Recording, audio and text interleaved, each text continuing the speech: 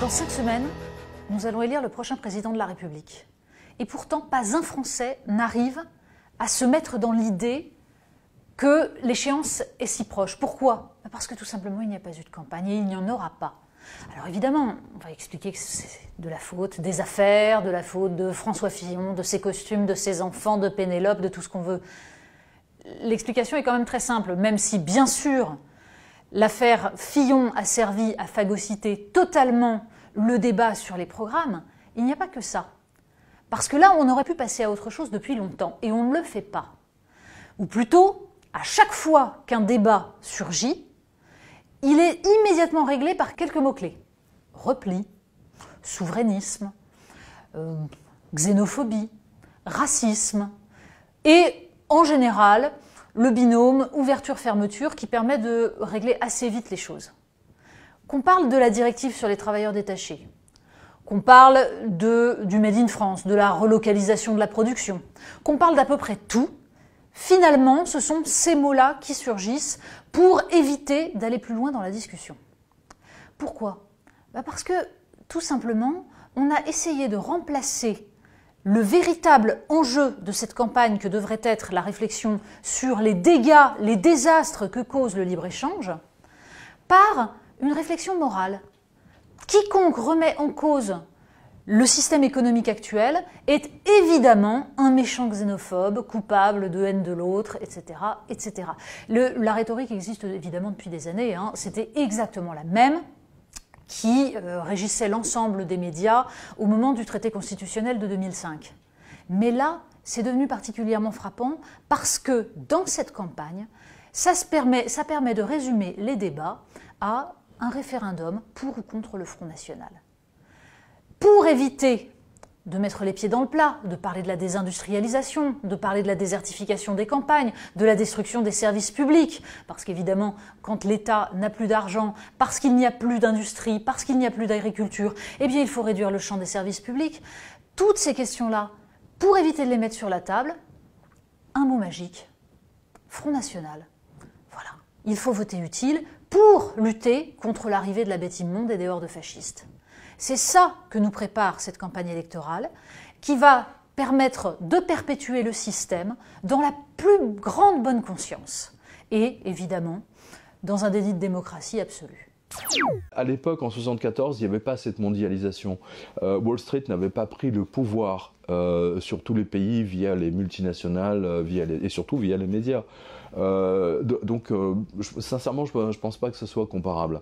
En revanche, là, la mondialisation vous a montré que les multinationales américaines, enfin les multinationales en général, je mets là-dedans y compris Nestlé, ne peuvent pas se permettre d'avoir une destruction de l'Europe parce qu'elles perdraient d'un seul coup leur facilité de placer leurs produits dans tous ces pays, maintenant 27 maintenant on va dire, dans les 27 pays européens. Il y a un livre très intéressant qui est sorti récemment que je suis en train de lire, je crois que c'est Laure Ancelin, qui était rédactrice en chef de Marianne et du Nouvel Observateur et qui s'est fait virer Manu Militari.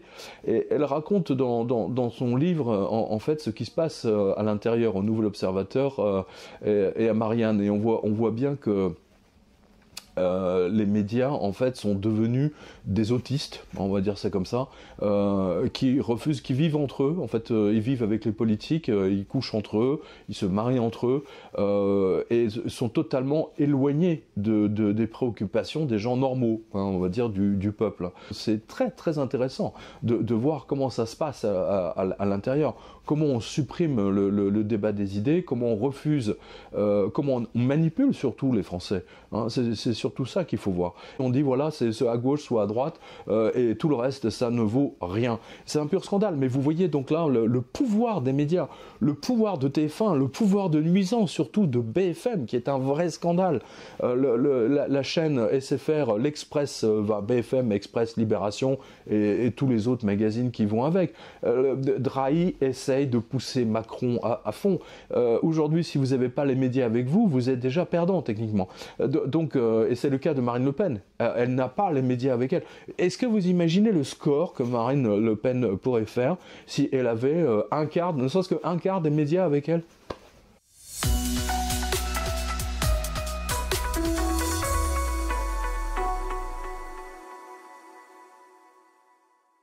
là, on a eu la semaine dernière. Alors, vous pouvez aller voir ça sur quotidien.com. C'est un papier que j'ai intitulé La BCE balance 233 milliards de monnaie de singe aux banques européennes. Alors, voilà, je vous dis, imaginez le spectacle. Imaginez, chers spectateurs, que vous traversez une rivière au fond de la jungle brésilienne et que soudain, une nuée de 500 piranhas se jette sur vous et vous dévore vivant en moins de temps qu'il n'en faut pour le dire. Alors, pourquoi cette image? Tout simplement parce que la Banque Centrale Européenne a dit, la semaine dernière, il dit, voilà, on a 233 milliards d'euros, qui en veut?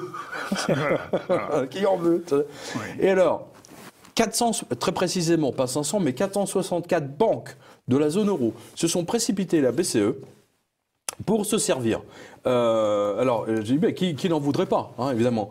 Alors, si on vous demande, chers spectateurs, est-ce que vous voulez 400 millions d'euros à 0%? En tant que banquier, vous vous dites génial, je vais acheter à Wall Street, je vais faire quelques prêts à 3%, un peu de consommation à 8%, etc. Et de toute manière, avec l'inflation, la BCE nous prête par définition à taux négatif. Voilà. Parce que quand la BCE dit c'est taux zéro, c'est pas vrai, c'est taux négatif. Taux négatif, par définition. Sûr. Hein, mais c'est masqué. Hein, voilà. Et la presse économique française s'en est même réjouie de la chose, sans s'en rendre compte de l'absurdité surréaliste de la situation de cette opération TLTRO. Hein. Voilà. Je rappelle que la BCE ne parle jamais de monnaie de singe, jamais, mais de politique non conventionnelle. Alors, je vous le fais court. Alors, on ne vole pas dans la caisse, mais on fait une politique non conventionnelle de distribution asymétrique. Voilà. Non conventionnelle et asymétrique. Exactement. Voilà. Ou alors, vous n'avez pas volé la voiture diesel de votre voisin qui a été revendue en Russie, vous avez participé à la baisse de la pollution en Europe. Alors, qu'ont fait les banques? Elles ont massivement acheté à Wall Street, FTSE, DAX, blabla, au CAC 40, permettant au cours de remonter et surtout stopper 3 jours de baisse constante à Wall Street. En effet, parce que là, on était proche du crack. Là, il y avait une baisse, non, mais 3 jours de suite. Ça sentait mauvais. Ça sentait donc, évidemment, tout de suite, Washington est intervenu auprès de Mario Draghi pour faire remonter le truc. C'est quand même incroyable. Donc, et qui est le gagnant dans tout ça? C'est Goldman Sachs. Voilà. Comme d'habitude. Ancien employeur de Mario Draghi. C'était une dépêche de Bloomberg qui résume en un seul article tout ce que j'ai écrit sur ma revue de presse depuis 8 ans ou 9 ans. Ils disent « Les grandes banques mondiales ont été condamnées à payer 321 milliards de dollars d'amende depuis le début de la crise financière. » 321 milliards. Est-ce que vous vous rendez compte de ce que ça veut dire? Des dollars ou des euros? Des dollars, des dollars.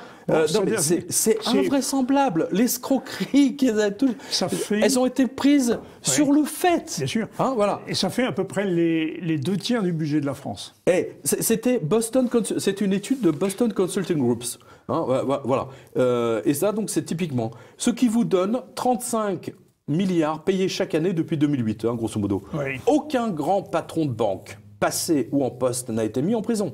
À quelques lampistes près et autres maladroits qui ont vraiment piqué dans la caisse de la banque, mais aucun de ceux qui ont créé les suprêmes et qui ont truandé les notations, les agences de notation, entre autres, n'ont été inquiétés. Les banques ont juste reçu des PV pour stationnement gênant devant le palais de justice. Cela a donné un vrai génocide économique, il ne faut pas l'oublier, avec des centaines de millions de gens qui ont perdu leur emploi et qui vont le perdre dans les mois à venir. Alors, comme disait Max Kaiser, mon ami, journaliste Max Kaiser, il disait il faudrait vraiment un tribunal genre Nuremberg pour mettre tous ces gens derrière les barreaux, à commencer par les dirigeants de Moody's, de Fitch, de Standard & Poor's, de JP Morgan, Goldman Sachs, hein, et bien d'autres. Hein, voilà. Et tous ces banquiers ont pris le contrôle des politiques. Vous comprenez, non, pourquoi ils veulent Macron? Pourquoi ils veulent imposer Macron en France? Mais pour contrôler la justice. Parce qu'ils savent très bien qu'à un moment donné, tout ce dont on a parlé là, ça va exposer que le peuple va vouloir couper des têtes. C'est le cas de le dire. Hein, et que là, pour le coup, c'est pas les aristocrates qui vont les chercher, c'est les banquiers. C'est les banquiers. C'est ce qu'a admirablement exposé aussi à ce même micro Héloïse Benamou sur le fait que l'argent des Français est contrôlé par les banques. Oui, absolument. Par le truchement des déficits, par le truchement des placements bancaires, au bénéfice de cette oligarchie politico-bancaire. Voilà. Et j'espère que le peuple français, non mais là j'adresse une prière au ciel, aux anges, aux archanges, pour que les Français se reprennent. Je comprends même pas qu'ils puissent... Attends, j'ai encore vu des sondages, il était à 25%. Bon, alors, je veux bien que les sondages soient bidonnés, mais c'est vrai que le maire était donné à 15%, il a fini à 2,5%. Voilà. Je vous l'accorde. J'espère qu'il en sera de même pour Macron. Trump était donné battu. Bon. Allez voir les sondages Filteris, par exemple. Je sais aussi que les sondages renseignements généraux, qui ne sont évidemment pas communiqués et qui ne sont pas disponibles, ne vont pas dans le sens des sondages officiels. L'écho que j'ai eu du dernier sondage ex-RG, on va dire, des séries, oui, c'est Marine à 31. Voilà. Et Mélenchon à 15. Voilà. Fillon à 18. Oui.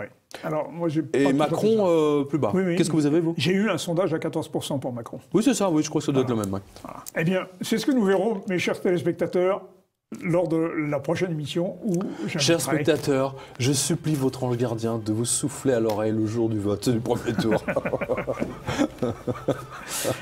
mais allez voter surtout, ne vous abstenez pas. Ah, surtout voter. Ah oui, vous allez voir une campagne sur Facebook, etc. N'allez pas voter, machin. Ça, c'est organisé par les trolls de l'Union européenne parce qu'ils savent pertinemment que justement ces voix-là pourraient compter. Parce que ces gens-là, s'ils vont voter, c'est un vote d'opposition par définition. Évidemment.